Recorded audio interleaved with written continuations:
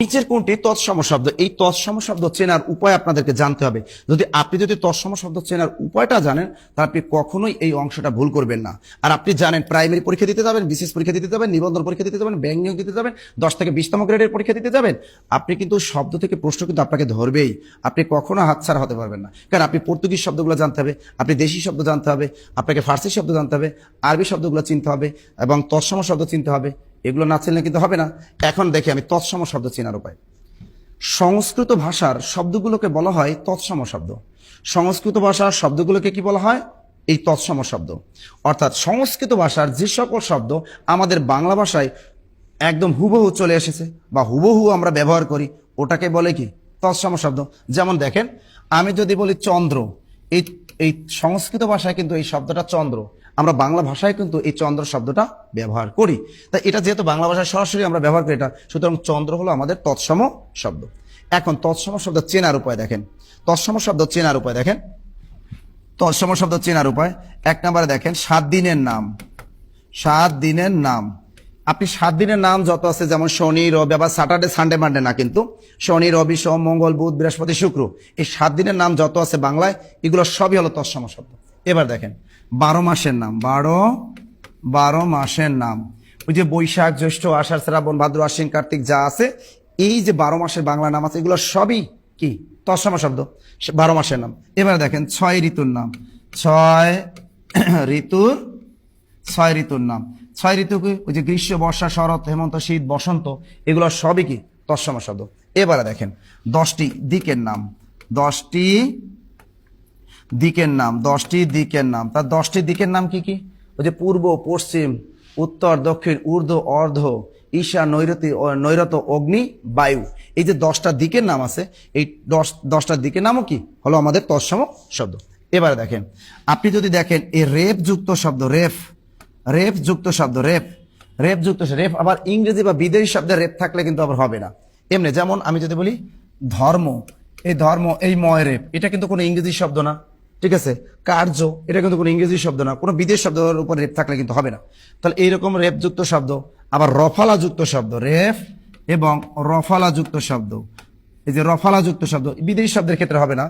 রফালা যুক্ত যত শব্দ আছে, যেমন দেখেন প্রহার, এই যে হয়কার হার, এই যে রফালা আছে, এই রফালা যুক্ত শব্দ যদি দেখেন, সেটাও কি? বিদেশি শব্দ ব্যতীত, সেটাও কিন্তু তৎসম শব্দ। এবার দেখেন রেফ, রফালা, এই যে মূর্ধন্য ন এবং মূর্ধন্য স যুক্ত শব্দ, আপনি যত মূর্ধন্য ন, মূর্ধন্য স যুক্ত শব্দ পরীক্ষা হলে দেখবেন, ওগুলো সবই কি? ওগুলো সবই হলো আমাদের এই, যেমন রামায়ণ, দেখেন রামায়ণ, এই দেখেন রামায়ণে কিন্তু এখানে মূর্ধন্য না, কোন না?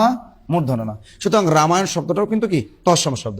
এবার দেখেন মূর্ধন্য স যুক্ত শব্দ, যেমন উষা, উষা অর্থ ভোরবেলা, এই উষা, রস্যু মূর্ধন্য সাকার, উষা, উষা অর্থ কি? ভোরবেলা। এটা কিন্তু একটা তৎসম শব্দ। কেমনে চিনলাম? কারণ আমরা জানি মূর্ধন্য না, মূর্ধন্য স যুক্ত যত শব্দ আছে সবই কি? সবই হলো আমাদের তৎসম শব্দ। এরপরে দেখেন এই যে দীর্ঘকার যুক্ত শব্দ, দীর্ঘকার, এই কোন শব্দের সাথে পরীক্ষা হলে যদি দীর্ঘকার দেখেন, তাহলে ওই দীর্ঘকার যুক্ত যত শব্দ আছে সবই হবে তৎসম শব্দ। যেমন এর আগে আমাদের বিশেষ পরীক্ষা আসছিল ধুলি, কি শব্দ? এই যে 44তম বিশেষ পরীক্ষা প্রিলিতে আসছিল ধুলি, এই ধুলি কিন্তু তৎসম শব্দ। কেমনে সোরামি বুদ্ধি দেখছেন? কারণ এই ধুলি বানানে কিন্তু দীর্ঘকার আছে। আমি বলেছি এরকম দীর্ঘকার যুক্ত যত শব্দ পরীক্ষা হলে পাবেন, ওগুলা কি? সবই হবে তৎসম শব্দ, তৎসম শব্দ, তৎসম শব্দ। আর একটা মনে রেখে দিচ্ছি। এবং এই যে দেখেন দীর্ঘইকার যুক্ত যত শব্দ, আপনি পরীক্ষা হলে দীর্ঘইকার দিয়া যত শব্দ পাবেন সবই তৎসম শব্দ। যেমন আমি একটা উদাহরণ দিই, যেমন তুমি আমার জীবন, এই যে জীবন, দেখেন আবার বললাম নদী, এই যে দেখেন জীবন, নদী, এই যে বাংলা সিনেমার আগের যুগে সিনেমার নায়কদের নাম ছিল জীবন আর নায়িকাদের নাম থাকে নদী। তাহলে এই যে দেখেন জীবন, জীবন বানানো কিন্তু জয় দীর্ঘিকার আছে, সুতরাং জীবন শব্দটা কি? তৎসম শব্দ। নদী দীর্ঘিকার, সুতরাং দীর্ঘিকার যুক্ত যত দীর্ঘিকার যুক্ত শব্দ পাবেন সবই কি? তৎসম শব্দ। আমার না এখন আমলকি খেতে খুবই ইচ্ছা করছে, আমলকিটা কি? এটাও তৎসম শব্দ। কেন?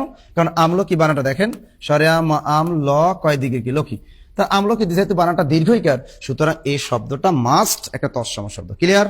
এবার দেখেন তার দীর্ঘকার যুক্ত শব্দ, দীর্ঘকার যুক্ত শব্দ। এবারে আমরা দেখি, আপনি যদি এই ক্ষীয় যুক্ত যদি একটা শব্দ দেখেন, আবার দেখেন এই হয়মা যুক্ত যদি শব্দ দেখেন, এগুলো সবই হবে তৎসম শব্দ, তৎসম শব্দ, তৎসম শব্দ। যেমন তুমি আমাকে ক্ষমা করো, ক্ষমা বানানটা, ক্ষমা কি? তৎসম শব্দ। যেমন কি এই যে ক্ষীয় ময়কার মা, ক্ষমা। আবার ব্রাহ্মণ বানানটা কি দেখেন, এই যে হয় মা যুক্ত শব্দ, এগুলো সবই হলো তৎসম শব্দ। কি ক্লিয়ার? তাহলে সোরামি বুদ্ধি দেখছেন, 7 দিনের নাম, 12 মাসের নাম, 6 ঋতুর নাম, 10টি দিকের নাম, রেফ যুক্ত শব্দ, রফালা যুক্ত শব্দ, বিদেশি শব্দ ব্যতীত, মূর্ধন্য মূর্ধন্যস্ব যুক্ত শব্দ, দীর্ঘকার যুক্ত যত শব্দ আছে, দীর্ঘইকার যুক্ত যত শব্দ আছে, এবং ক্ষীয় হয়মা যুক্ত যত শব্দ আছে, এবং মহাকাশ রিলেটেড যে শব্দগুলো আছে সেগুলো সবই কি তৎসম শব্দ।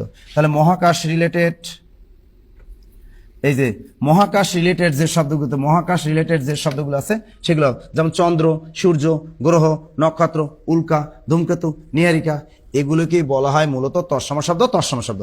নিচের কোনটি তৎসম শব্দ? দেখেন চাঁদ কিন্তু তৎসম শব্দ না। চাঁদ দেখেন, এই দেখেন চাঁদ, একটা ভাবেন চাঁদ কিন্তু তদ্ভব বা খাঁটি বাংলা শব্দ, কারণ চাঁদের তৎসম শব্দ হলো চন্দ্র।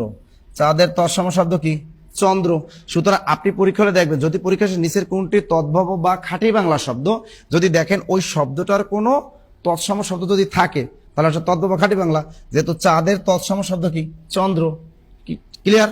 আবার যদি দেখেন হাত কি শব্দ পরীক্ষায় যদি আসে, হাত কিন্তু তদ্ভব বা খাঁটি বাংলা শব্দ। আপনি ভেবে দেখেন হাতের কিন্তু তৎসম শব্দ একটা আছে কি? হস্ত। হস্ত। এবার দেখেন, এবার আছে বালতি। আমরা জানি বালতি কি শব্দ? পর্তুগিজ শব্দ। হরতাল কি শব্দ? গুজরাটি শব্দ। তাহলে হরতাল গেল গুজরাটি শব্দ, গুজরাটি। হরতাল গুজরাটি শব্দ। বালতি কি?